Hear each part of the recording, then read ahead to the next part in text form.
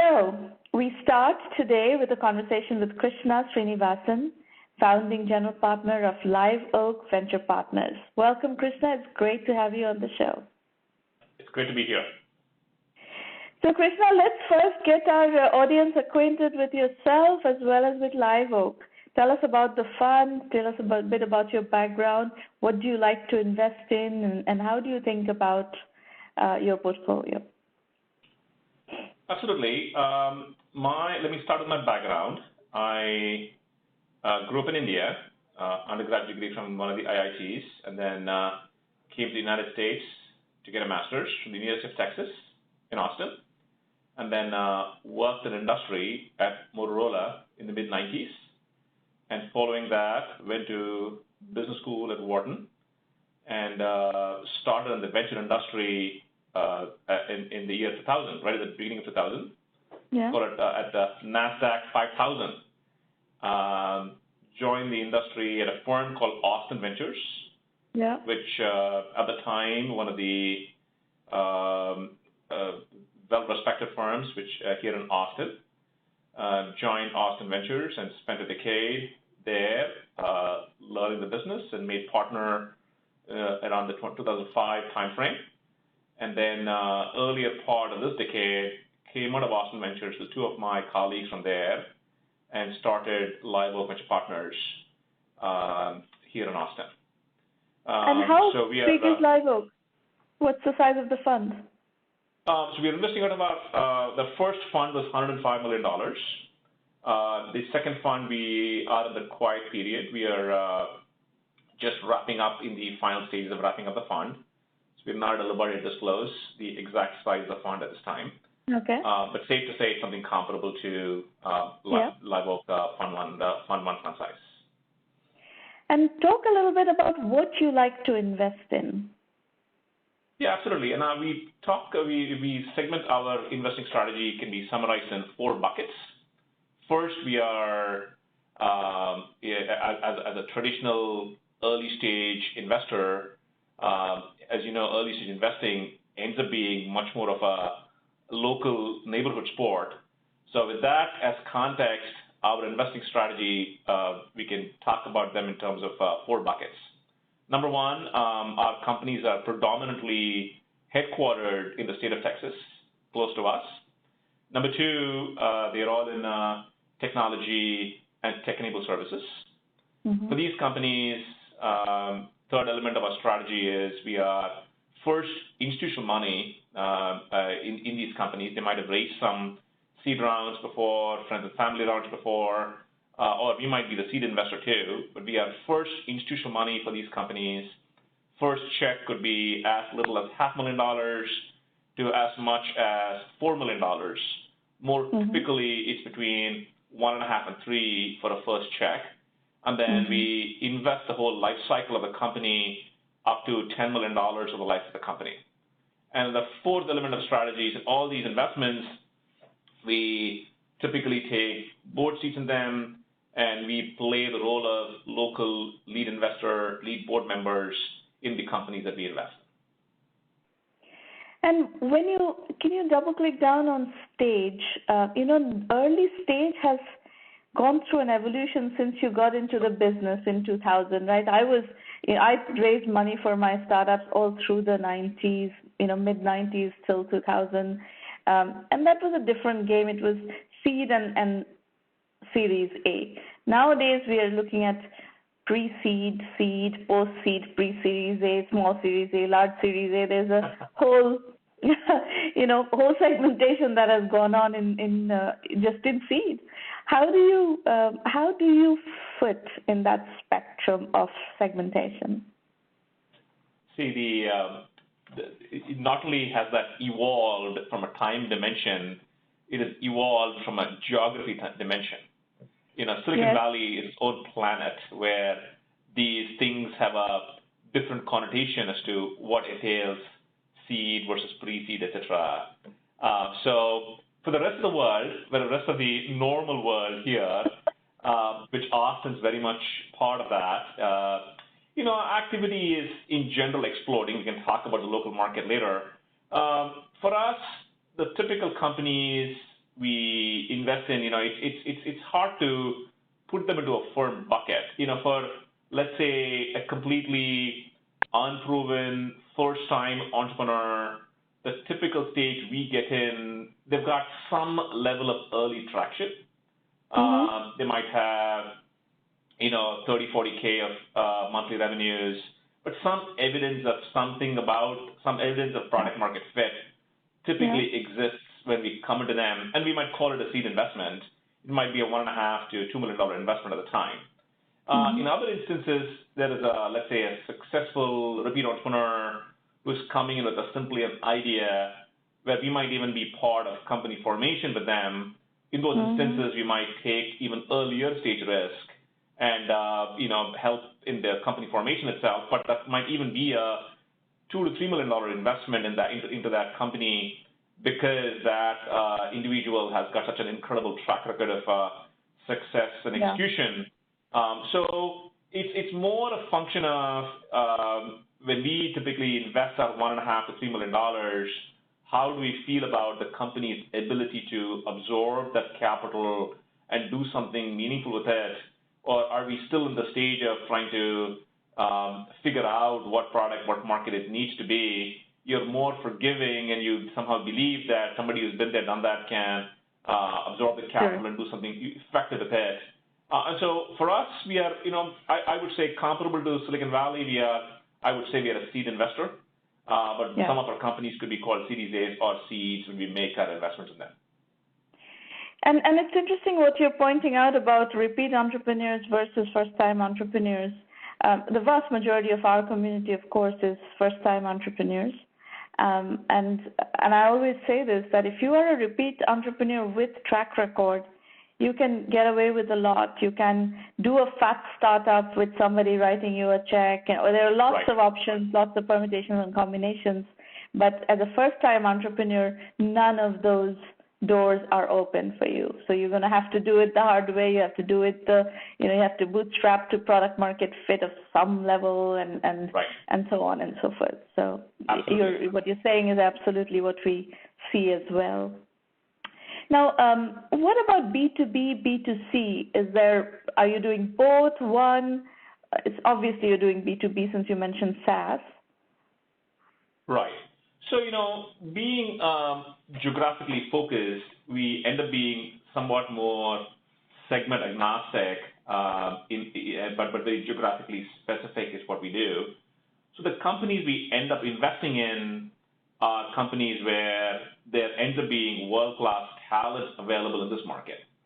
And the talent here in this market ends up being, well, it's pretty broad, but the concentration of world-class talent here ends up being either in infrastructure software. There's a long history of innovation going back to when Tivoli got started here and IBM became IBM's software business. And there's a lot of amazing infrastructure software companies here in town. Or there's a lot of vertically oriented or industry-specific software and technology-enabled services. It's huge just because Texas has got 50-plus Fortune 500 headquartered companies. So there's a tremendous number of industries here that have historically underinvested in talent in these companies, in technology in these places. So we end up coming across a lot of vertically oriented software or vertically oriented tech-enabled services here. So that ends up being the bulk of activity that we end up, and the bulk of companies we end up backing. And how is the geographical distribution within Texas? So between Austin and Dallas and San Antonio, El Paso, where is how do you see the companies coming out? Are they also coming out in other places than Austin and Dallas? Well, I would say Austin definitely is the strongest of the markets. It's one where we especially you see a big surge of migration from California and other parts of the country to Austin these days. And so we see probably, I would say, 2/3 of the activity here is in Austin. I would say Dallas and Houston are following that, and San Antonio is probably number 4 on the list in terms of activity. But that's about it. We definitely see activity all over the state, at least in these 4 big metros. Okay. So talk to us about some of the highlights in your portfolio. And as you were telling us some of these stories, Give us some insight into what was going on when you saw these companies first.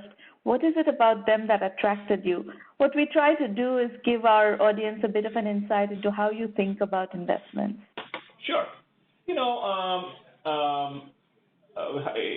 So we've got, today we have 23 investments in the fund. A couple of them are still seed stage. I would say 21 companies which are Series A and beyond in the portfolio. Between Fund 1 and Fund 2. We've done 3 investments in the new fund so far. And the ones I would highlight to you at all fall in this category of something industry-specific meets technology. And interestingly, going back to some of the comments you made, those are in fact, many of them have first-time entrepreneurs. And we absolutely, I would say half the portfolio consists of first-time entrepreneurs, but these first-time entrepreneurs typically are leveraging their domain expertise in some form or fashion.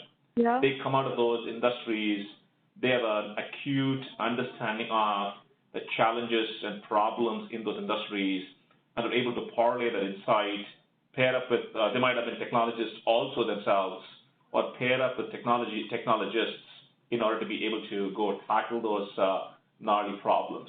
And so are able to get to product market fit earlier because they have an industry Rolodex.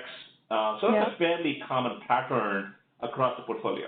And so we got companies in legal meets technology. We got 3 companies in healthcare meets technology. We got a couple in real estate meets technology, et cetera. People, again, with a keen understanding of problems, emerging problems in those industries, and how do you go tackle those emerging problems in a very capital-efficient fashion by parlaying industry insight, industry Rolodexes to go do that. So I would definitely urge entrepreneurs who are embarking on something to go back to their strengths to be able to do that, and that's been a significant correlation between success in establishing rapid product market fit in the ones that we've invested in. Okay. I'm happy to give you at least an example. To give you one example, one of the most exciting companies still in the portfolio is a company called CS Disco. It's a company that makes software for e-discovery. It's the complex problem of taking all the documents that come in, and this is a mission-critical platform in which corporations, law firms, their outsourced managed services all collaborate on this platform through the life cycle of a case. Company was started by the youngest ever graduate from Harvard Law. Came out of Harvard Law at the age of 19 with an undergrad in computer science from before. Practiced as a litigator after teaching at Northwestern at 21, and then while practicing as a litigator, discovered how terrible the software stack was to be able to practice his trade, and hired guys within his law firm, rewrote the software stack with numerous open source technology elements, using Amazon, cloud infrastructure, and was able to be, again, leverage his domain deeply to build an incredible product that had stunning reception. Even when he was in his law firm, he could sell the product to other people. So he reached out to us with the story, wicked smart guy, domain-led product. We are very product-heavy in the way we go about investing, domain-rich in the way he's gone about it. And we, in fact, formed the company and spun it all out, and he left his law firm to be a founder, CEO of his business. And Disco has simply exploded. Today, over 60 AM law, 200 law firms use the product. We've got hundreds of major enterprises using it. It is today the leading cloud-based e-discovery platform, and on its way to being a really substantial company today. And I'm still on the board of the company, and we've got phenomenal expectations for that company coming out. And how did this entrepreneur find you, or how did you find him? No, again, it's the old myth of this business, right, which is you need a strong recommendation to be able to get to a venture firm. He just cold emailed us with his backstory, and we read all our emails, I guess. And in fact, people can reach out to us at plans@liveoakvp.com. So he reached out to us, and it was a cold email that we jumped all over it and brought him in, introduced him to a few law firms ourselves. 2 of them became customers during diligence, and we knew we were onto something special. So I would tell entrepreneurs that no proxy for figuring out this. He was able to demonstrate he had some early product market fit. He could hang his hat onto his domain-infused product innovation, and he had many other great attributes. He was authentic. He was very self-actualized about what he knew, what he did not know, and he had all the right traits of being an entrepreneur we were delighted to back and build a great company around. You know, what you said about, cold emails versus introductions, I actually think that entrepreneurs should be able to cold email VCs because it's, especially if you've got something going already and if you have some traction, you should be able to basically contact whomever you think would be the best investor for your business. And those investors should look at it. So I think your point is very well taken that those who are not accepting cold emails are probably losing out on a certain type of deal flow where, especially these kinds of people who have domain knowledge somewhere quite outside of the technology industry and is coming into the technology industry often with no Rolodex at all. How are they going to get to the investors otherwise? And that's part of the reason why we're doing 1Mby1M is to bridge that access gap, and we introduce people to investors left, right, and center because, that's what we see all the time is entrepreneurs don't have that access. But I think as an industry phenomenon, your point is very well taken that I think in not accepting some of these approaches, I think there's a danger that you're losing a lot. But at the same time, if people get so many emails, right? Investors get so many emails. Yeah, and that's why there's no substitute for having some impressive execution. People who have managed to bootstrap their way or minimal investment to get to early evidence of traction. Yes. And traction speaks for itself. It'll stand out in an email as opposed to, I'm just thinking of an idea. Maybe the people you all work with, if they can figure out a way to cut through all the challenges to get some early traction established, that will speak for itself. Yes, and our philosophy completely is bootstrap first, raise money later, and that's in response to how the industry behaves. The industry likes product market fit. That's the bottom line. Yeah. Now, it's a slightly different question. You must be seeing thousands of deals a year. If you look at the last 18 months of your deal flow, what trends are you seeing? What's standing out as what's happening in your geography and in your deal flow? Yeah, it's very consistent, in the sense that,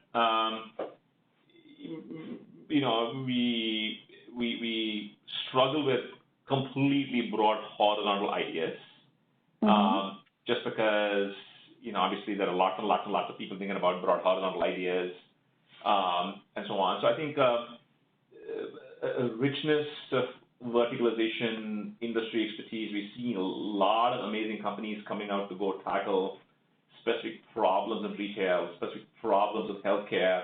And the big question is, can they be big enough niches or not? So what we look for in those instances is, maybe the first problem is a nice beachhead to get started with, but can this entrepreneur dream about a second act here, which they can parlay their early success into doing something more substantial on an ongoing basis. The early foothold they have into the market can then lead into a larger play further downstream. That way they don't have to start off by dreaming off this incredibly large horizontal play with a giant opportunity, but make it a 1-2 punch to go from a first play to something much bigger. So I think that's common. Entrepreneurs here are getting savvier about thinking about that. How do you get to a first beachhead, and how do you then, maybe it's a B2B2C play where you go and crack into a B2B angle here initially and use that relationship, that network to go and build a B2C opportunities subsequent to that. And that way you go from a first dependable, repeatable, predictable source of revenue from a B2B play, and you build a network out of that, and then go to an interesting marketplace or a transactional model to consumers subsequently. I think that's definitely a common theme we are seeing, especially in somewhat more capital-constrained markets like in Austin, where there's plenty of ideas, plenty of high-quality ideas coming through. So industry meets B2B2C is definitely popular. We continue to see a steady stream of exciting innovation in the infrastructure software space. Maybe we might see, say, blockchainizing enterprise. What are the challenges associated with that? Maybe everything from compliance, AML, to how do you manage distributed apps, and how do you take traditional enterprise expertise to go tackle those kinds of problems?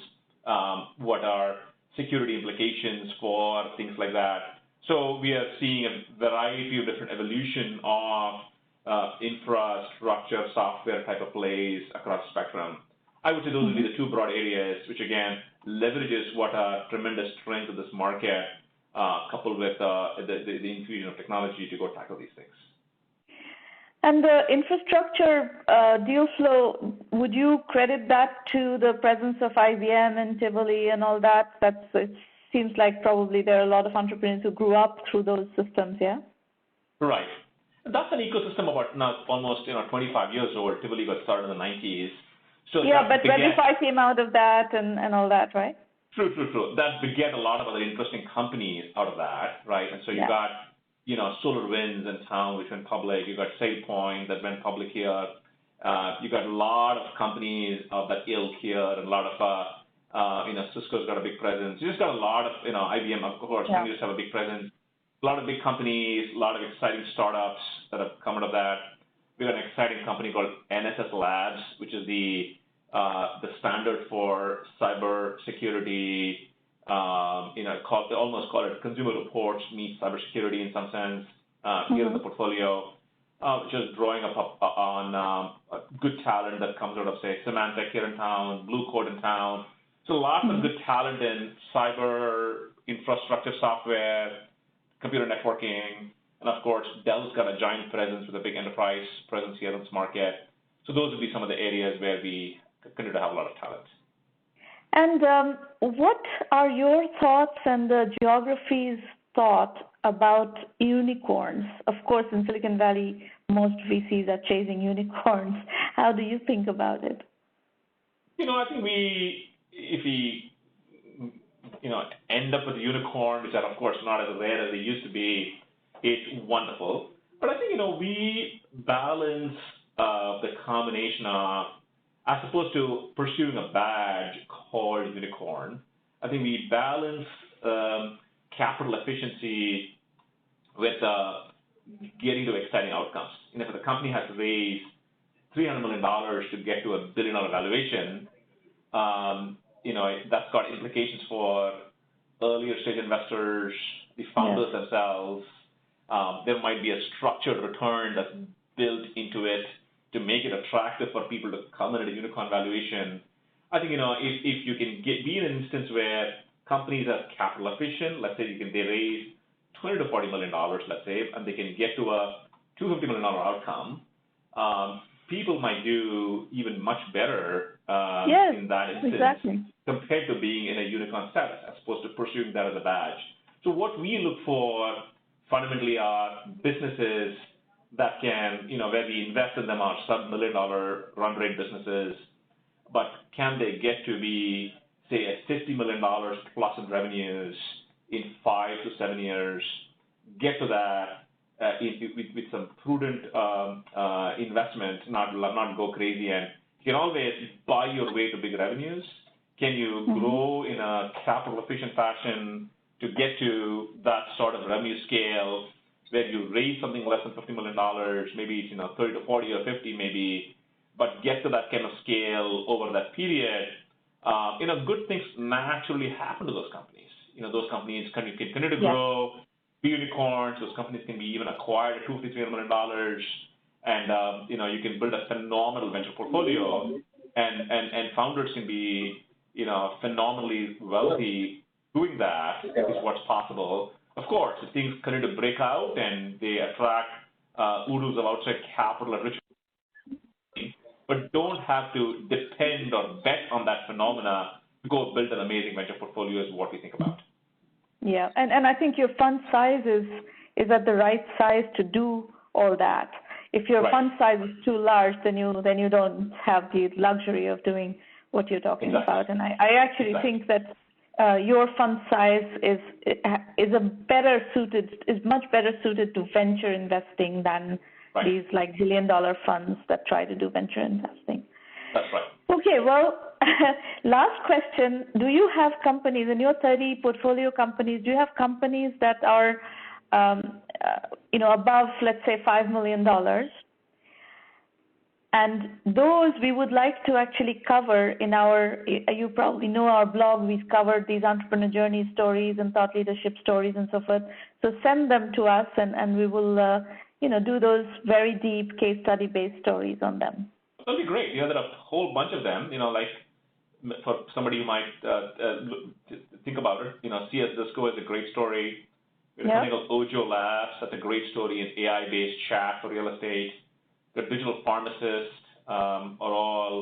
we just recently sold an amazing company called Opcity to News Corp, which went from 2 years from a seed stage investment of ours to being a material double-digit revenue business, and we sold it to News Corp for $210 million last month. So there are a lot of amazing stories like that. Happy to connect you or Maureen to any of those to do profiles of them. Great. We have a colleague called Sheldon who will follow up on this. That's perfect. All right. Well, Krishna, that was splendid, and we got a great view into what's happening in Texas. My first summer job was in Texas at Texas Instruments in Dallas in 1990, so I know the area well. Thank you for coming. Things have changed a bit since then. What was that? Things have changed a bit since then. I'm sure. Yes, I'm sure. Yes. Well, nice to meet you, Krishna, and we'll keep in touch and cover more of your companies. That sounds good. Really enjoyed it, Shramana. Thank you very much for the opportunity.